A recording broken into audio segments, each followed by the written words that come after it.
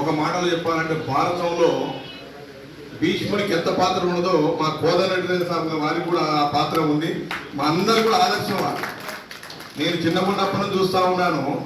రాజకీయంలో తన నమ్మిన సిద్ధాంతాన్ని కట్టుబడి అంచెలంచెలుగా ఎదుగుతూ అందరి మన్ననలు పొంది వారు ఏ పని చేయాలన్నా ఒక కమిట్మెంట్ తోటి, ఈ కమిట్మెంట్తో పనిచేసేటువంటి గొప్ప వ్యక్తి గొప్ప గారు. అదేవిధంగా శ్రీ రామరెడ్డి గోపాల్ రెడ్డి గారు, శ్రీ కేవీ రెడ్డి గారు, అట్లాగే Manikanti senior scientist and head of the Krishi Vigyan కేంద్రం పాలెం, అలాగే ఎన్ యశ్వంతరావు గారు, శ్రీ వెంకటేశ్వర్ గారు, శ్రీమతి రేవతి గారు, చంద్రశేఖర్ గారు, వారు జనార్దన్ రెడ్డి గారు, ఎంఆర్ఓ ఎంపీడీఓలు అన్నిటి మించి ఈ గ్రామ సర్పంచ్ వెంకటయ్య గారు ఈ సభాధ్యక్షులు. అదేవిధంగా ఇక్కడ విచ్చేసినటువంటి విలేకరులకు తప్పేది లేదు, మడమ తిప్పేది లేదు. అదే పెద్ద సెక్టర్ ఏంటంటే అగ్రికల్చర్ సెక్టర్. ఈ అగ్రికల్చర్ సెక్టర్ నాకు తెలిసిన 67%. ఎవరైనా బయట దీంట్లో ఒక లోపం ఏముందంటే అనార్గనైజ్. దీంట్లో మనం ధర పెరగాలన్నా ఇంకేమైనా రావాలన్నా రైతులందరూ రోడ్డు మీదకి వచ్చి ధర చేసే పరిస్థితి ఉండదు. Because of it is a unorganised sector. సరే ఏది ఏమున్నా అగ్రికల్చర్ సెక్టర్కి ప్రాధాన్యత ఇవ్వాలి. ఒక్క మాటలు చెప్పాలంటే మన భారతదేశానికి స్వతంత్రం వచ్చినప్పుడు 33 సంవత్సరం క్రాప్ హాలిడే అంటే వ్యవసాయాన్ని మొత్తం బంద్ పెడితే భారతదేశానికి వచ్చిన నష్టమేమీ లేదు. 2 సంవత్సరాలకు సరిపడే ఆహార ధాన్యాలు ఈ భారతదేశం ట్రాన్స్పోర్టేషన్ కావాలంటే వితిన్ అవర్స్ లో పంపించి అక్కడి నుంచి క్లియర్ చేసినటువంటి సందర్భాలు చూసాం.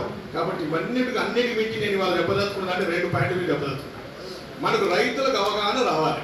దీంట్లో అత్యంత ముఖ్యమైనది ఏ క్రాప్కి ఎంత మందు ఏం మందు కొట్టాలి. యూరియా కొరత మనకు 2 లక్షల టన్నుల మెట్రిక్ టన్ను అచ్చంపేటకి ఇచ్చిన యూరియా కొరత ఉంటుంది. ఎందుకుంటుందో చెప్తాను. యూరియా ఎంత ఇవ్వాలి ఎకరానికి? నాకు తెలిసి 2 బస్తాలు, ఇప్పుడు 4 బస్తాలు, 20 బస్తాలు వేస్తాం. 15 బస్తాలు సార్ మా దగ్గర. యూరియా తినండి ప్యాడీకి అయితే ఒకసారి 1 బస్తా, ఒకసారి 1 బస్తా. మేజ్కి అయితే 3 బస్తాలు. ఇక ఇప్పుడు 3 కాకుండా 1 ఎక్కువ పెట్టుకుని 4, 15 బస్తాలు వేస్తున్నారు. ఎందుకు వేస్తున్నారు కూడా చెప్తాను. పక్కోడి చేను నల్లగా అయింది, పెద్దగా వచ్చింది. నా చేను కూడా పెద్దగా రావాలి, నల్లగా కావాలి. కానీ మీరు ఈ రకంగా మందులు కొట్టిన తర్వాత ఇంకో పంట పండదు. మీరు చూడండి, మన దగ్గర నిన్న నేను చూస్తే పల్లీలు బంద్ అయినాయి. ఇంకా ఇంకేం రాబోయే కాలంలో పల్లీలు అంతా పండవు. ఎందుకు పండవు? ఇక మనకు గ్రాన్యూల్స్ అని ఉంటాయి. ఏంటి ఏమంటారు వీటి గుళికలు. ప్రపంచంలో గుళికలు మందు ఎక్సెప్ట్ ఇండియా. ఎందుకు వాడుతున్నాం మనకి తెలియదు. What we are eating is poison. మనం తిన్నంత పాయిజనే. అందరం పాయిజన్ అప్పుడు రావాలి లాభం. కేవలం మట్టి పరీక్ష చేసుకోవడానికి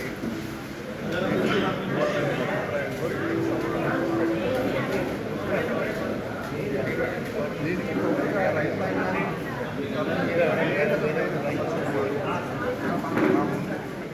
చెప్పడం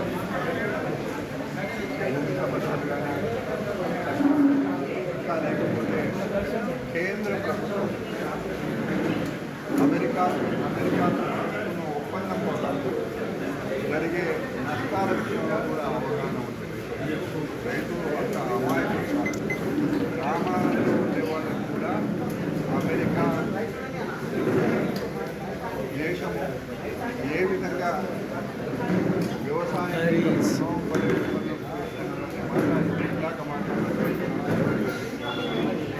ఇక్కడ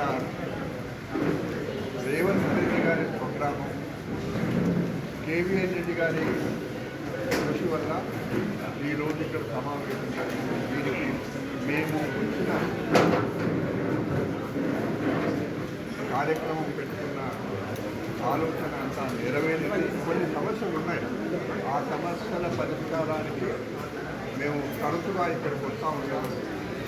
రైతులను కూడా మేము మీ ద్వారా మీడియా ద్వారా రిక్వెస్ట్ చేస్తూ ఉన్నాం. ఈ సమస్యలు ఏమున్నాయి కూడా ఈ ప్రభుత్వం అన్ని సమస్యలను పరిష్కారం చేయడానికి సిద్ధంగా ఉంది. నేరుగా మీకు సంబంధం లేకపోయినా, సెక్రటరీకి పోలేకపోయినా కమిషన్ దగ్గరికి రాండి.